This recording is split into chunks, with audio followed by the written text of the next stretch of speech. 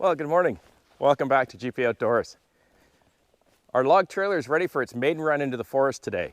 But before we haul it back there, I want to spend a few minutes and talk about the build, the way we built it, and why we built it the way we built it. I hope you enjoyed the build series from start to finish. And personally, I learned a lot, and I have to say that you get a real satisfaction out of taking old, reclaimed, or reused steel and parts and materials off of the property to put together something that's practical and useful that we can use every day out in the forest. With the exception of these two items, everything you see here was used or sitting in a pile on Guy's property, just waiting for a purpose. It's got one now. So let's get at it. The frame of the trailer is 9 foot 6 inches by 5 feet wide. Why? A couple of reasons went into it. The width of it was just based on the existing reused axle. It was 5 feet. Trailer became 5 feet. We made it 9 foot 6 because when we started the design and the principles or, the base expectations of this trailer, we decided to build to the lowest common denominator. That being my LX 2610. Guy's L3400 can carry, pull, lift a whole lot more than my LX 2610 can. So what we wanted to do is make sure that however we designed or built it, either one of us could be in the forest with it and use it or pull it safely. So it just made sense that we kept the LX 2610 in mind. So when it came to the length of the trailer or the potential for capacity, I recognized that through experience over the years, I've kind of zeroed in on about an 8-foot log length for that tractor.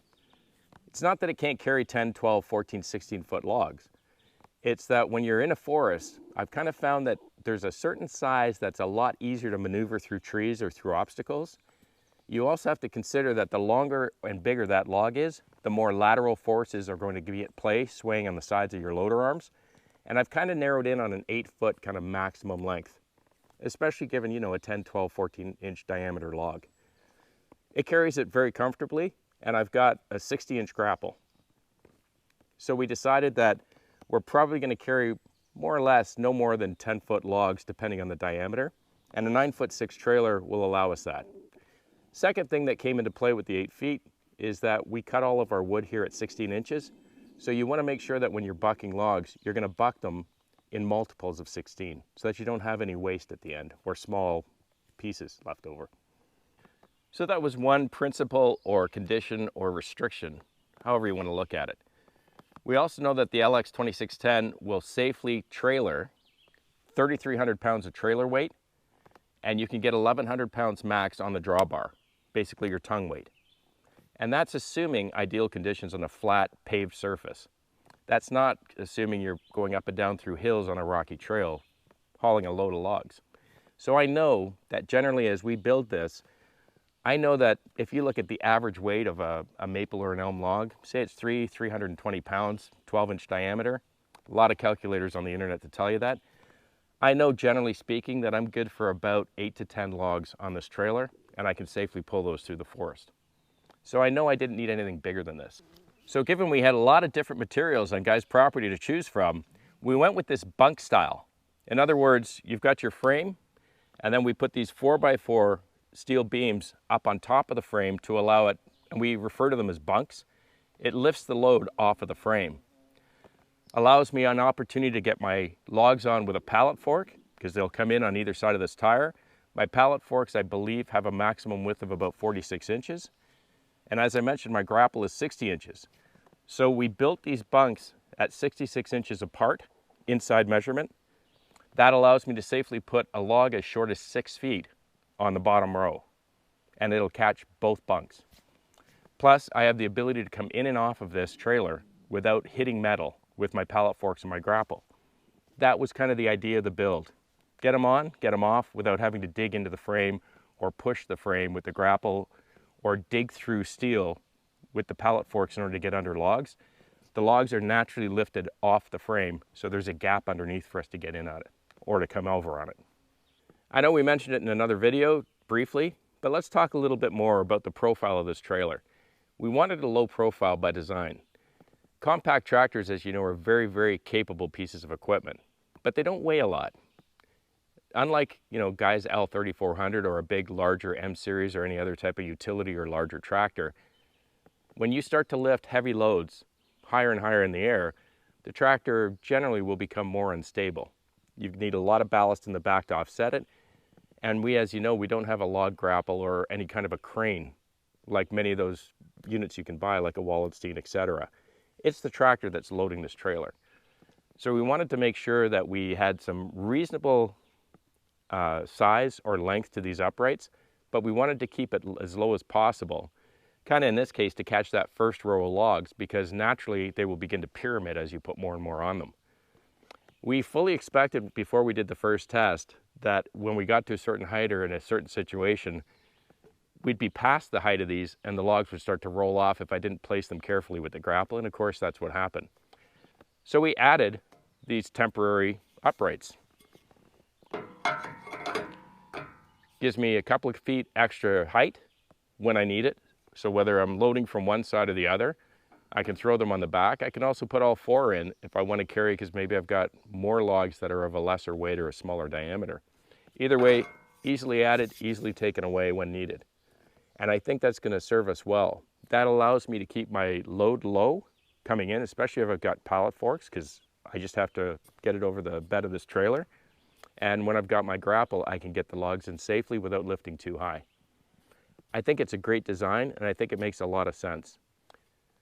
When you start to lift big ash, maple, or hardwood logs high in the air, you need a lot of ballast in the back on these B2601, the LX2610, any of these small compacts, because they don't actually weigh a lot in comparison to the load that's pushed out front.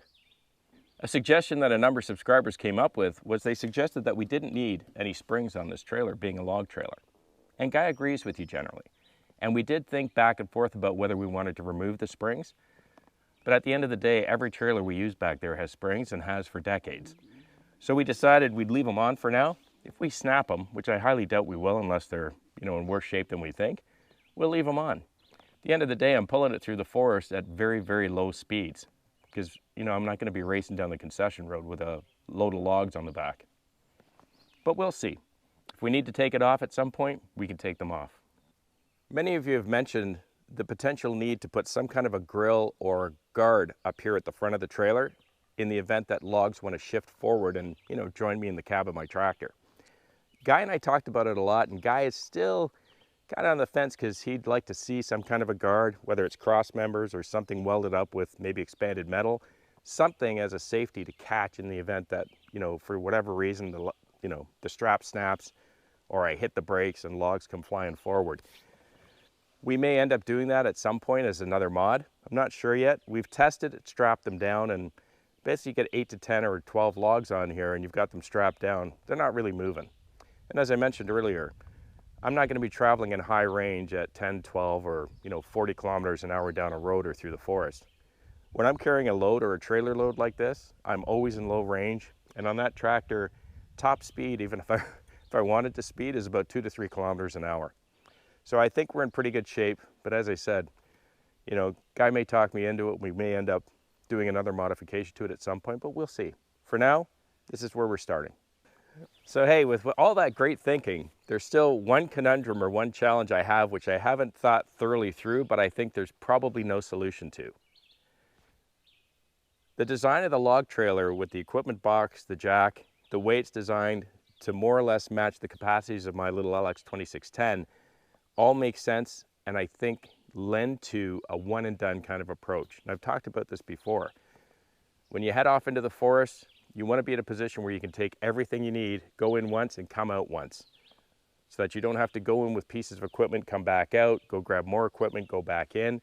Things like the carryall that Guy and I built, the big tool rack, for example, perfect examples of equipment that allow you to be one and done. Going to go in, buck up a log, got a place to put all the tools you need and the chains, etc. Same principle here, with one exception. You probably guessed it. It's ballast. When you head off to start lifting logs or loading this trailer with logs, I need to have ballast on the back of that tractor in order to grapple or pallet fork those logs into this trailer. I can't throw ballast on the back of the tractor and pull the trailer at the same time.